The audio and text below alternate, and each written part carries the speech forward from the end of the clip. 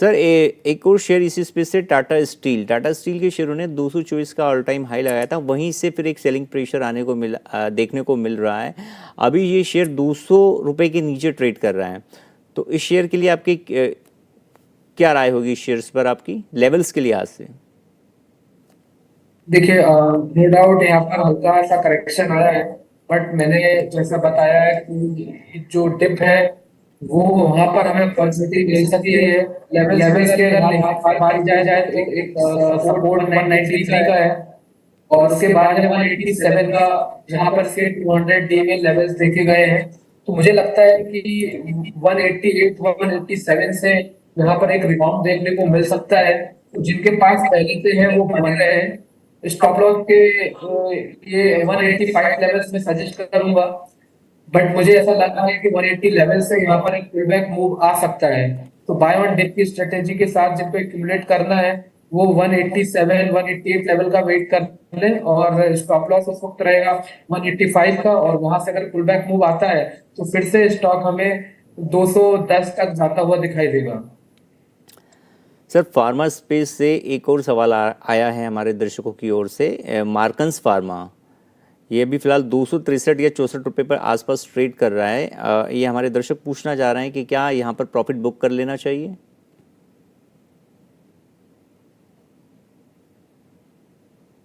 कि मार्कन्स फार्मा की अगर बात की जाए तो यहाँ पर हमें बुलिश ट्रेंड देखने को मिला है। बट जिस हिसाब से इसमें गति देखने को मिलनी चाहिए आज के दिन, क्योंकि ऑलरेडी फार्मा स्पेस में अच्छा मोमेंटम और पिकअप आता हुआ दिखाई दे रहा है, उस हिसाब से इस स्टॉक में देखने को नहीं मिला है। हालांकि जो ट्रेंड है वो पॉजिटिव साइड ही दिखाई दे रहा है। मुझे लगता है कि एक बार ये इमीडिएट इसका जो स्विंग लो है 270 का, अगर उसके ऊपर सस्टेन होता है तो यहाँ से फिर से मोमेंटम देखने को मिलेगा, और उस दौरान हमें 280 284 तक के लेवल्स देखने को मिल सकते हैं। जिनके पास पहले से है वो एक स्टॉप लॉस लेकर ट्रेड कर बने रह सकते हैं। और वो जो है स्टॉप लॉस वो हमें फिलहाल 250 के आसपास देखने को मिल रहा है। जब तक मार्कस फार्मा इसके ऊपर ट्रेड करता है तब तक मुझे लगता है कि फर्दर अपसाइड के मूव आने के संकेत दिखाई दे रहे हैं। सर अब हम बात कर लेते तो कुछ ट्रेंडिंग स्टॉक्स की। इनमें पहला है किर्लोस्कर ऑयल इंजन्स। ये शेयर कल भी 20% तक चढ़ा था और आज भी करीब 11% की तेजी के साथ कारोबार कर रहा है। अच्छे वॉल्यूम्स के साथ यह खरीदारी देखने को मिल रही है, तो इस शेयर्स पर आपकी क्या राय होगी? क्या फ्रेश एंट्री यहाँ लेनी चाहिए? जी, मुझे लगता है कि जो मूव आना था वो अभी फिलहाल आ चुका है। अब यहाँ पर ये प्रॉफिट बुकिंग के संकेत देखने को मिल रहे हैं, क्योंकि स्टॉक ने अभी ग्रैव स्टोन डोजी का पैटर्न बनाया है, और वो भी टॉप पे जाकर बनाया है। तो वहां से एक रिवर्सल आने के संकेत हैं। हालांकि जो कंफर्मेशन है वो 2500 के नीचे की क्लोजिंग होती है तब देखने को मिलेगा। उस दौरान स्टॉक अपना जो पिछला स्विंग लो है 2380 2390 वो लेवल रीटेस्ट कर सकता है। सर इसके अलावा दूसरा स्टॉक है ब्लू क्लाउड सॉफ्टेक। यह शेयर भी कल 16 आज 16% तक चढ़ चुका है और कल भी इसमें 20% की तेजी देखने को मिली थी। इस काउंटर पर आपकी कोई राय? जब जी, जनरली मैं इस काउंटर को ट्रैक नहीं करता हूँ, तो मैं इस पर अभी राय नहीं दे पाऊंगा। ओके सर, एक सवाल है। मार्केट की गिरावट में डिफेंसिव बेट्स में काफ़ी अच्छी खरीदारी देखने को मिलती है। फार्मा में ये देखने को मिल रही है, लेकिन एफएमसीजी में अभी तक वो मोमेंटम नज़र नहीं आया है। तो क्या लगता है एफएमसीजी इंडेक्स कब यहाँ से एक अच्छा रन दे सकता है, और किन लेवल्स पर आपको कंफर्ट दिखेगा कि यहाँ से बाइंग शुरू करनी चाहिए? और कोई स्टॉक आपकी नज़र में एफएमसीजी सेक्टर से? देखिए, निफ्टी एफएमसीजी एक दायरे में फंसा हुआ है। अगर हम वीकली चार्ट्स पर भी जाके देखें लोअर लेवल्स पे, तो मोमेंटम एक बार हमें दिखाई दिया था। बट ऐसा कोई मेजर ब्रेक थ्रू अभी फिलहाल आने के संकेत यहाँ से देखने को नहीं मिल रहे हैं। हालांकि एक शॉर्ट टर्म रिबाउंड देखने को मिल सकता है अगर निफ्टी एफएमसीजी स्पेस 49,800 लेवल को तोड़ता है, जहां पे अभी फिलहाल बेरिश क्रॉसओवर हमें देखने को मिल रहा है 50 और 100 डीएमए लेवल के आसपास। तो एक मेजर हर्डल है। वहीं पर निचले स्तर पर जो सपोर्ट है अभी फिलहाल 49,140 के आसपास देखने को मिल रहा है। तो अगर जब तक निफ्टी एफएमसीजी लेवल इसको डिफेंड करता है तब तक कंसोलिडेशन ब्रेकआउट की उम्मीद रखी जा सकती है। बट ये जो स्पेस है वो गति तभी पकड़ेगा जब ये 49,750 49,800 के लेवल के ऊपर ब्रेक थ्रू देगा। वहां से फिर हमें 51,400 के लेवल्स देखने को मिल सकते हैं। वहीं पर इसके कॉन्सेप्टेंट की बात की जाए तो हमारा जो जो है वो नेस्ले इंडिया में पॉजिटिव है। नेस्ले इंडिया का अगर हम ओवरऑल चार्ट स्ट्रक्चर देखते हैं तो ऑलरेडी गिरते हुए मार्केट में भी इसने अपने प्राइजेस सभी की मूविंग एवरेज के ऊपर ही मेंटेन रखे थे। तो यहाँ से भी एक गति मिलने की उम्मीद है। तो मुझे लगता है आने वाले समय में हमें अगर नेस्ले इंडिया 1,055 के लेवल तोड़ता है तो यहाँ पे फर्दर अपसाइड के लिए देखने को मिलेंगे। नेक्स्ट जो लेवल है वो 1,540 1,550 तक देखने को मिल सकता है। सर अब बात कर लेते हैं चार्ट्स पे आकर्षक नज़र आ रहा है कुछ शेयरों की। इनमें है JSW इंफ्रा।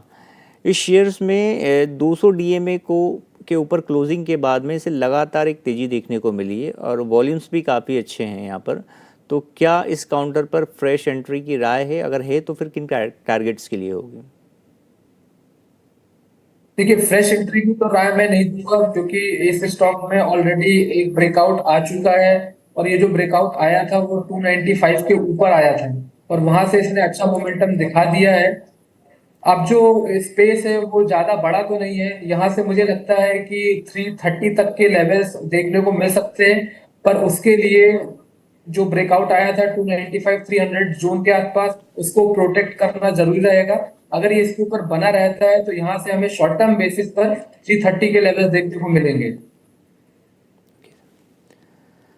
सर दो टाटा ग्रुप की दो कंपनीज की हम बात कर लेते हैं। दोनों रिटेल सेक्टर से हैं, ट्रेंट लिमिटेड और टाइटन। दोनों कंपनी के शेयर्स में काफ़ी अच्छी तेज़ी देखने को मिल रही है। तो इन दोनों काउंटर्स पर आपका नज़रिया और targets, Trent and Tata limited, sorry Trent limited और टाइटन।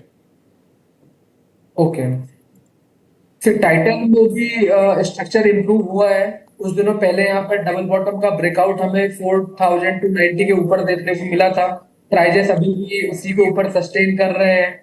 एक पॉजिटिव क्रॉसओवर भी हमें आने वाले समय में देखने को मिल सकता है 50-100 DMA लेवल के अंतर्गत। तो अब अभी भी स्पेस में पॉजिटिव सेंटीमेंट बने रह सकते हैं।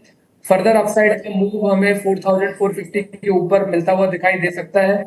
वहां से स्टॉक गति पकड़ेगा और 4,600 के लेवल शॉर्ट टर्म बेसिस पे देखने को मिलेंगे। वहीं पे मैं ट्रेंड की बात करूं तो ट्रेंड ने अभी कुछ दिनों पहले अपने 200 DMA लेवल को हाँ, क्रॉस किया है। एक बड़ा ब्रेकआउट हमें 2,900 के ऊपर देखने को मिला था और वहां से स्टॉक में अच्छी रिकवरी दिखाई दी है। तो ओवरऑल सेंटीमेंट यहाँ पर भी बुलिश है। बट अभी फ्रेश बाइंग ट्रिगर के लिए थोड़ा सा वेट करना पड़ेगा। मुझे लगता है कि अभी स्टॉक फिर से कंसोलिडेशन फेज में जा सकता है। अगर 3,245 के लेवल्स टूटते हैं तो फिर से अपने अपसाइड मोमेंटम को रेज्यूम करेगा और वहां से 3,500 लेवल तक ये जा सकता है। तो जिन्होंने बाय करके रखा हुआ है वो 2,900 के स्टॉप लॉस के साथ इसमें बने रह सकते हैं। Okay sir. सर आज के कारोबारी सत्र के लिए आपकी कोई टॉपिक? जी, हमने डॉक्टर रेड्डी को रिकमेंड किया है। यहाँ पे रिसेंटली एक डबल बॉटम का ब्रेकआउट हमें 1,295 लेवल के आसपास देखने को मिला है। हालांकि वहां से एक गति तो पकड़ी थी स्टॉक ने बट ऊपरी स्तर पे प्रॉफिट बुकिंग भी देखने को मिली है। बट जिस हिसाब से डबल बॉटम का ब्रेकआउट आया है ये क्लोजिंग बेसिस पर अपने इमीडिएट स्विंग लो को होल्ड रखता है जो कि 1,290 का है। तो यहाँ से फर्दर बुलिश अपसाइड का मूव देखने को मिल सकता है। अपकमिंग टारगेट हमने जो देखे हैं इस स्टॉक में वो है 1,370 के आसपास। तो मुझे लगता है कि जिनको ट्रेड करना है वो अभी करंट लेवल्स पे भी कर सकते हैं। स्टॉप लॉस हमारा रहेगा 1,264 का और टारगेट रहेगा 1,370 के आसपास। चलिए सर, इस शो को यहीं समाप्त करते हैं। जाने से पहले आपका डिस्क्लोजर। जी,